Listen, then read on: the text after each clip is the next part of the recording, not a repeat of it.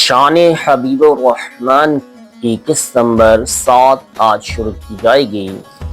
اللہ تعالیٰ کا فرمان عالی شان ہے، انا ارسلناک بالحق بشیرا ونذیرا ولا تسأل عن اصحاب الجحیم۔ بے شک ہم نے آپ کو حق کے ساتھ بھیجا، خوشخبری اور ڈر سنانے والا، اور آپ سے دوزخ والوں کا سوال نہ ہوگا۔ اس آیت کریمہ میں حضور صلی اللہ علیہ وآلہ وسلم کے بہت سے فضائل اور مراتب کا ذکر ہے۔ اولاً تو اس آیت کا مقصد یہ ہے کہ حضور نبی رحمت صلی اللہ علیہ وآلہ وسلم کو کفار اور منکرین کی حالت دیکھ کر رنج و ملال ہوتا تھا۔ تقاضۂ رحمت یہ تھا کہ محبوب کی آرزو تھی کہ تمام لوگ ایمان لے آئیں اور جنتی ہو جائیں، اور پروردگار عالم کا منشا یہ تھا کہ محبوب جو تمہارا بدگو اور دشمن ہو وہ میری جنت کی بو بھی نہ پائے گا۔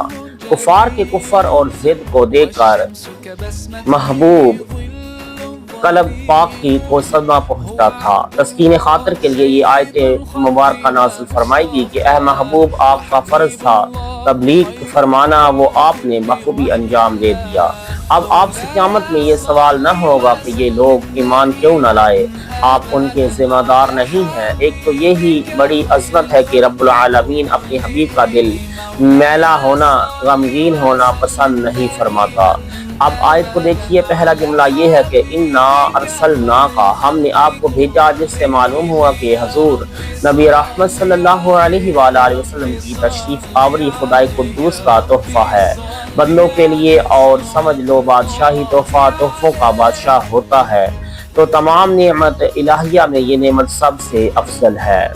دوسرے بھیجی جاتی ہے وہ چیز جو پہلے سے اپنے پاس ہو۔ معلوم ہوا کہ حضور صلی اللہ علیہ وآلہ وسلم دنیا میں تشریف آوری سے قبل اپنے رب کے حضور بارگاہ خاص میں حاضر رہے۔ کس قدر رہے حاضر، اس کے متعلق ایک روایت تفسیر روح البیان میں زیر آیت لقد جاءکم رسول ہے کہ ایک بار حضور نبی رحمت صلی اللہ علیہ وآلہ وسلم نے حضرت جبرائیل علیہ السلام سے دریافت فرمایا کہ تمہاری عمر کس قدر ہے؟ عرض کیا کہ یہ تو میں نہیں بتا سکتا، ہاں اتنا جانتا ہوں کہ ایک تارا 70,000 سال کے بعد چمکتا تھا، وہ تارا میں نے 72,000 بار دیکھا ہے۔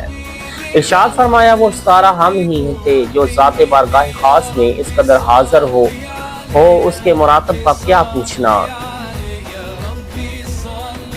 تل بھی پھول کے پاس صرف ایک رات رہ کر بس جاتے ہیں اور پھول کسی خوشبو حاصل کر لیتے ہیں، تو حضور نبی رحمت صلی اللہ علیہ وآلہ وسلم کیوں نہ صفات الہیہ سے موصوف ہو جائیں۔ شیخ عبدالحق محدث سے دہلوی رحمت اللہ تعالی علیہ نے مدارج کے خطبہ میں فرمایا کہ حضور صلی اللہ علیہ وآلہ وسلم خدا کے صفات سے موصوف ہیں۔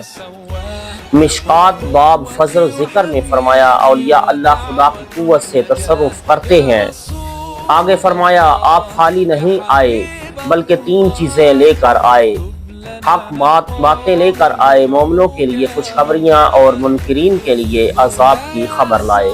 پھر فرمایا کہ اے محبوب، دوسروں کی طرح آپ سے یہ سوال نہ ہوگا کہ فلاں ایمان کیوں نہ لایا اور فلاں نے نیک کام کیوں نہ کیے۔ حدیث پاک میں ہے کہ ہر ایک آدمی سے سوال ہوگا کہ تمہاری اولاد، تمہاری بیوی، تمہارے ماتحت لوگ، نوکر چاکر کیوں ہدایت پر نہ آئے، مگر آقا دو جہان صلی اللہ علیہ وآلہ وسلم سے اس قسم کا کوئی سوال نہ ہوگا۔ نیز دیگر انبیاء کی امتیں قیامت میں عرض کریں گی کہ ہم تک کوئی پیغمبر پہنچا ہی نہیں۔ پیغمبر عرض کریں گے کہ ہم نے تیرے احکام ان تک پہنچا دیے۔ اب حضرات پیغمبر مدعی اور ان کی امت مدعا علیہ اور امت رسول صلی اللہ علیہ وآلہ وسلم انبیاء کی گواہ، مگر کسی بے دین، کسی کافر کی بروز قیامت کی جرت نہ ہوگی کہ حضور صلی اللہ علیہ وآلہ وسلم کے خلاف یہ کہہ سکے اور نہ آپ سے ایسے سوالات ہوں۔